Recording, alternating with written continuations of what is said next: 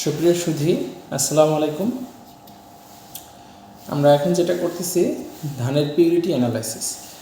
ধানের purity analysis সাধারণত আইএসটিএ rules অনুযায়ী এখানে মূলত আমরা পিওর সিড থেকে মানে সিড থেকে আদার সিড এবং ইনার্ট ম্যাটারকে আলাদা করব। তো প্রসেসটা হচ্ছে যে আমরা একটা কম্পোজিট স্যাম্পল থেকে একটা স্যাম্পল 100 গ্রাম স্যাম্পল নিয়ে এই টেস্টটি করতেছি।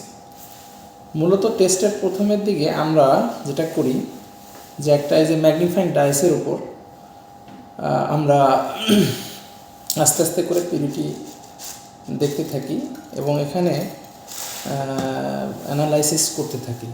যে জিনিসটা দেখি যে এখানে স্পট এবং ব্ল্যাক সিটও আমরা আলাদা করে রাখি আমাদের আরেকটু ডিপলি অ্যানালাইসিসের জন্য।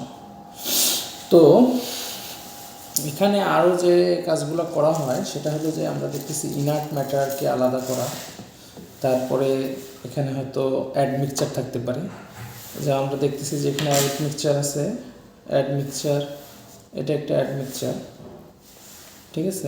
এই অ্যাডমিক্সচারটা অন্য ধানের হতে পারে, ঠিক আছে। তারপরে আমরা ব্ল্যাক সিড আলাদা করতেছি এবং আরও দেখি যে ইনার্ট ম্যাটার, যেটা ভাঙা সিডকেও আমরা ইনার্ট ম্যাটার বলে থাকি।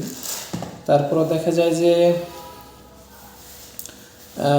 অন্যান্য যে স্টোন পার্টিকেলস যদি থাকে সেগুলোকে আমরা ইনার্ট ম্যাটারের মধ্যে রাখি। সাধারণত এরকম একটি পেট্রি ডিশের মধ্যে আমরা ইনার্ট ম্যাটারকে আলাদা করি।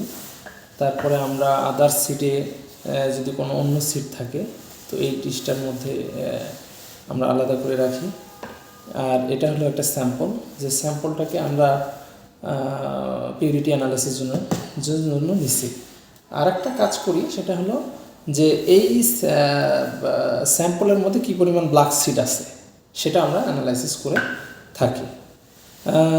সবাইকে ধন্যবাদ, আজ এই পর্যন্তই।